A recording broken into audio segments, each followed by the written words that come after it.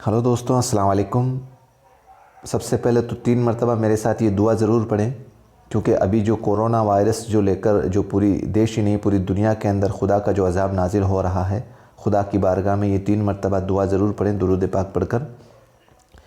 बिस्मिल्लाहिर्रहमानिर्रहीम। अल्लाहुम्मा आफ़िनी फ़ी बदनी, अल्लाहुम्मा आफ़िनी फ़ी समई, अल्लाहुम्मा आफ़िनी फ़ी बसरी, ला इलाहा इल्ला अंता सुब्हानका इन्नी कुन्तु मिनज़ ज़ालिमीन। आप 3 मरतबा इस दुआ को ज़रूर पढ़ें।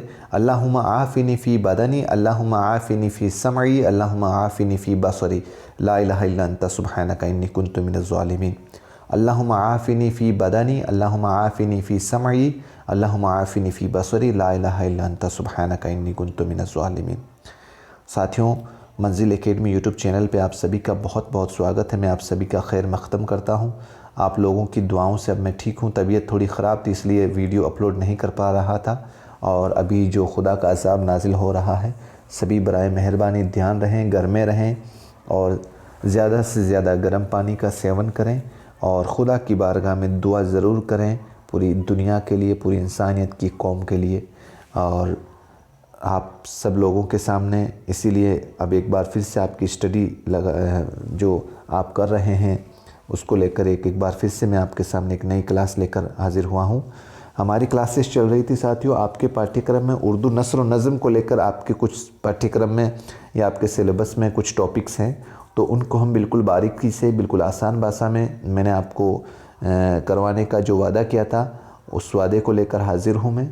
और इससे पहले साथियों, जो उर्दू नस्र और नज़म को लेकर जो ओवरव्यू है, जो बिल्कुल किस तरीके से हम समझें, इस वीडियो को देखने से पहले मेहरबानी करके इससे पहले वाला वीडियो ज़रूर देखें, ताकि आपको उर्दू नस्र और नज़म को लेकर जो डिफरेंस है, जो फ़र्क है, वो बिल्कुल आसान भाषा में आप समझेंगे इंशाल्लाह पक्का, और दोबारा आपके कभी कन्फ्यूज़न नहीं होगा। तो बिना देर की आज की क्लासेस शुरू करते हैं हम। हमारी क्लासेस है साथियों, आज का जो टॉपिक है वो है नज़म, यानी कि जिसको अपन जितनी भी उर्दू साहित्य के अंदर, उर्दू अदब के अंदर जो पद्यांश को लेकर जो विषय वस्तु है, यानी कि जिसको अपन शायरी के रूप में पढ़ते हैं या जैसे कविता के रूप में जिसको हम पढ़ते हैं, वो सब नज़म का भाग होता है। और बनावट के एतबार से अगर हम देखें तो नज़म की 2 किस्में हैं, या जैसे मुअर्रा नज़म और आज़ाद नज़म। मुअर्रा नज़म और आज़ाद नज़म, वैसे आपको कहीं किताबों के अंदर नज़म के 4 भाग भी दिए होंगे, जिसमें से एक का नाम आएगा आपके नसरी नज़म और एक और आएगा, उनसे कोई लेना देना नहीं है। आप सिर्फ इतना ही समझो, क्योंकि वो जो टॉपिक है उन चारों का वो इन दोनों में ही समाहित है, इनसे अलग नहीं है। तो अब हम समझते हैं सबसे पहले साथियों, नज़म क्या है। नज़म अगर हम देखें तो नज़म का मतलब होता है, नज़म अरबी ज़बान का लफ्ज़ है। सबसे पहले तो ये लाइन बहुत इंपॉर्टेंट है, नज़म किस ज़बान का लफ्ज़ है? अरबी ज़बान का लफ्ज़ है। और लुग़त में इसका माना होता है लड़ी में मोती पिरोना, लड़ी में मोती पिरोना। साथियों, एक एक शब्द, एक एक लफ्ज़ आपके लिए बहुत इंपॉर्टेंट है। आपको आपके ऑप्शन में जो 4 ऑप्शन आते हैं, उनमें से जो नज़म वाला टॉपिक है, डेफिनेटली आपको इनमें से एक ना एक सवाल मिलेगा, तो बड़े ध्यान से समझना है। तो नज़म का जो लुग़त में माना क्या है? लड़ी में मोती पिरोना। और इसका दूसरा माना हम देखें तो इंतज़ाम करना या तरतीब और आराइश के हैं, यानी कि इनका दूसरा माना अगर हम देखें तो ये माना है। और विशेष रूप से ख़ास तौर पर अगर लुग़त में इसका माना हमें क्या समझना है? लड़ी में मोती पिरोना है। अदबी इस्तिलाह में नज़म लफ्ज़ 2 मानों में इस्तेमाल हुआ है, 2 मानों में इस्तेमाल हुआ है। और वो क्या है? एक तो ये है कि ये लफ्ज़ नसर की ज़िद है। ज़िद का मतलब वही उल्टा है, मुतज़ाद है। भाई नसर के अंदर जो गद्यांश का रूप होगा वो नसर में होगा, और जो शायरी के रूप में, कविता के रूप में होगा वो नज़म में होगा। तो नसर की ज़िद है, पहली बात तो ये होगी। इससे मुराद पूरी शायरी होती है, यानी कि जो भी शायरी के रूप में आपको विषय वस्तु उर्दू साहित्य के अंदर देखने को मिलेगी, वो सब किस में आएगी? नज़म में होगी। और दूसरा माना नज़म का मफ़हूम मखसूस है।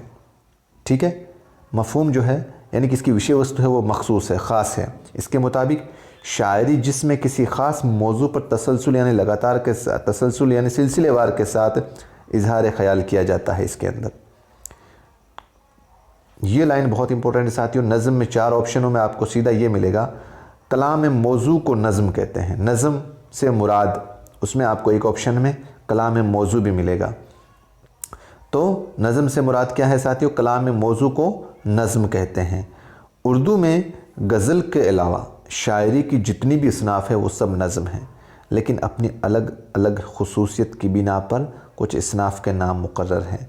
जैसे कसीदा, मरसिया, मसनवी, रुबाई, ये सब किस्में आएंगे साथियों, अपने नज़म के अंदर आएंगे। और भी इसके अलावा बहुत सी किस्में हैं, जिसको मैंने नसर के जितनी भी किस्में हैं उसको अलग बांटा है, नज़म की अलग किस्मों में बांटा है। इससे पहले वाला वीडियो है वो ज़रूर देखें, आपको अच्छे से कॉन्सेप्ट समझ में आ जाएगा। अब हम देखें, बनावट के एतबार से नज़म का हर मिसरा मुक़फ़ा यानी कि काफ़िया का पाबंद होता है, यानी कि हर मिसरे के अंदर काफ़िया आपको ज़रूर मिलेगा।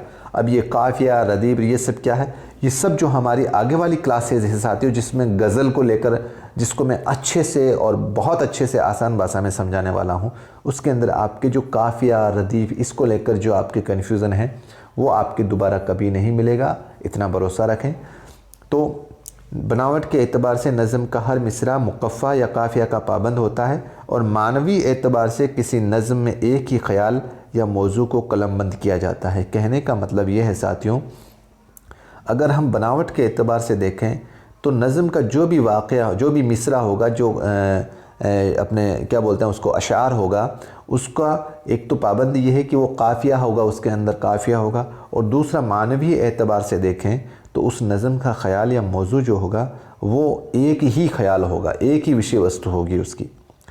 अब जदीद नज़म से मुराद ये है साथियों कि जदीद नज़म 1874 में जदीद नज़म का आगाज़ हुआ था अंजुमन पंजाब से।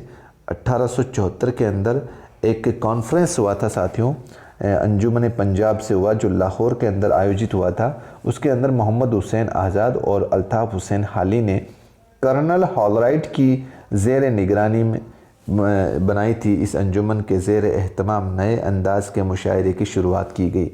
यानी कि जदीद नज़म से मुराद ये है साथियों कि नज़म के अंदर जो 1874 से पहले जो विषय वस्तु थी ना, वो एक ख़ास मखसूस नहीं थी, वो किसी भी विषय वस्तु पर नज़म लिखी जाती थी। लेकिन जब 1874 के अंदर एक कॉन्फ्रेंस आयोजित हुई थी अंजुमन पंजाब को लेकर, जो एक कमेटी बनाई गई थी, उसके अंदर नज़म के कुछ विषय वस्तु को मुकर्रर करने के लिए लोगों ने आग्रह किया कि भाई समाज में सुधार के लिए, समाज में इस्लाह के लिए नज़म के जो मौजू हैं, नज़म के जो विषय वस्तु है, उसमें कुछ चेंजेस किया जाए, जिससे समाज में कुछ नयापन देखने को मिले। तो इस मुशायरे में मिसरे तरह के बजाय कोई भी मौजू दिया जाता था, उस मौजू पर नज़में लिखी और पढ़ी जाती थी। जैसे मिसाल देखें हम अगर, जैसे नज़ीर की जो नज़में थी उनका उन्वान था रोटियां और मुफलिसी, यानी कि गरीबी को लेकर जो मौजू, जो विषय वस्तु थी वो किसकी थी? नज़ीर अहमद की। और अल्ताफ़ हुसैन हाली की जो नज़मों की जो उन्वान था, जो विषय वस्तु थी, वो मनाजात बेवा या मनाजात बेवा निशात उम्मीद। कहने का मतलब जो औरतों के जो हालात थे उनकी विषय वस्तु अल्ताफ़ हुसैन हाली ने बयान की है। और अपने आज़ाद, मोहम्मद हुसैन आज़ाद की नज़मों का उन्वान सुबह उम्मीद और शब कदर, यानी कि जो मौसम को लेकर या अपने फ्यूचर को लेकर और शब कदर की रात को लेकर जो विषय वस्तु थी, वो मोहम्मद हुसैन आज़ाद की नज़मों में हमें देखने को मिली थी। अब नज़्म मुअर्रा क्या है साथियों?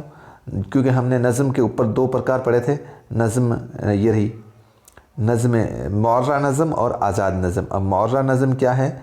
मुअर्रा नज़म को अगर हम समझें तो इंग्लिश के अंदर जो ब्लैंक वर्सेस हैं, आप उर्दू ग्रामर के अंदर ब्लैंक वर्सेस क्या होता है, और इसको और समझना अच्छे से, आपके नज़्म मुअर्रा कंप्लीट हो जाएगा। यानी कि इसका दूसरा नाम क्या है? नज़्म आरी भी है, जिसको गैर मुकफ़ा भी कहते हैं, जिसमें काफ़िया व रदीफ़ की पाबंदी ना हो, लेकिन नज़म के तमाम मिसरे बराबर हों। कहने का मतलब साथियों,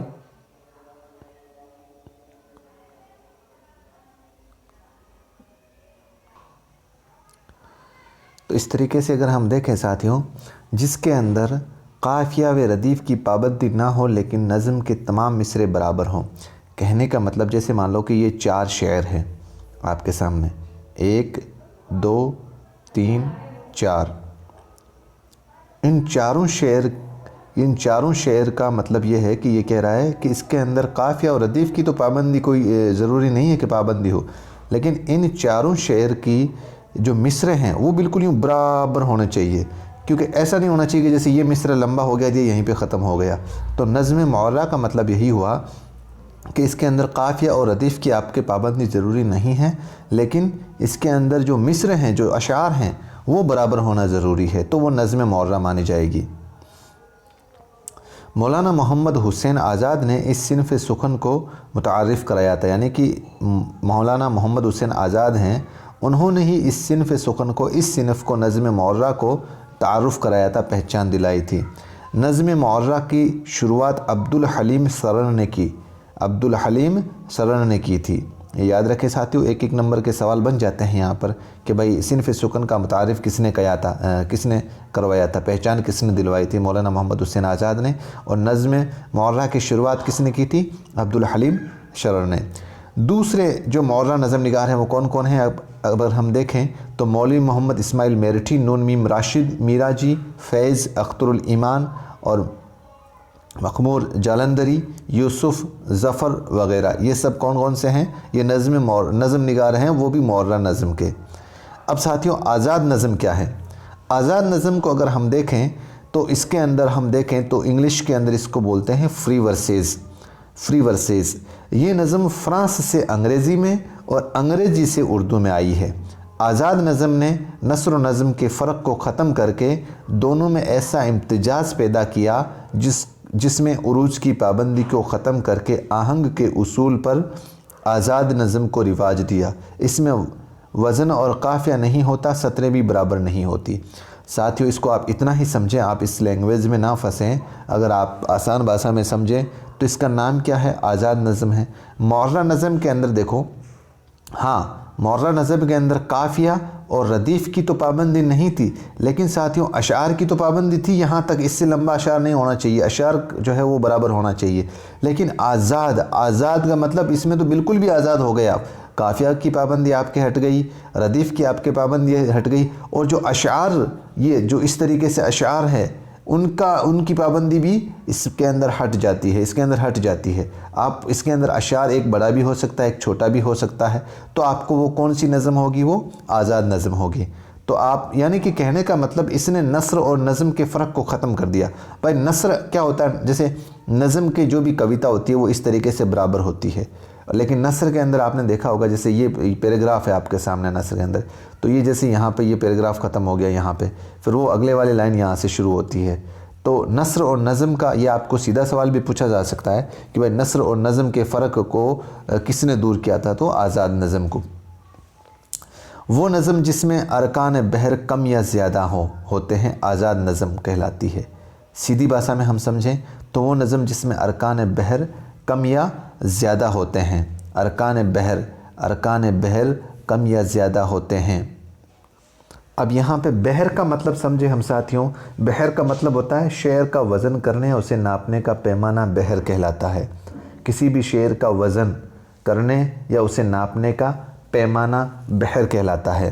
कहने का मतलब साथियों, किसी भी वज़न को, जैसे जो तनकीद निगार होते हैं ना, जो आलोचक होते हैं, वो किसी भी नज़म को परखते हैं कि भाई ये किस तरीके से इसकी ये उर्दू अदब के अंदर सही है, कितनी सही है, कितनी गलत होते हैं। जो तनकीद निगार होते हैं वो इसका नापतोल करते हैं, इसका वज़न करते हैं। तो अरकान बहर जो है इसके अंदर कम या ज़्यादा होते हैं, इसकी कोई पाबंदी नहीं होती, कम भी हो सकते हैं और ज़्यादा भी हो सकते हैं। तो वो कौन सी नज़म होगी, आज़ाद नज़म होगी। गज़ल के बाद नज़म ही एक ऐसी सिनफ़ सुखन है जो मारूफ़ और मकबूल हुई हो, क्योंकि इसमें ज़िंदगी और कायनात का ऐसा कोई पहलू नहीं है जो नज़म के ज़मायरा कार में ना आता हो।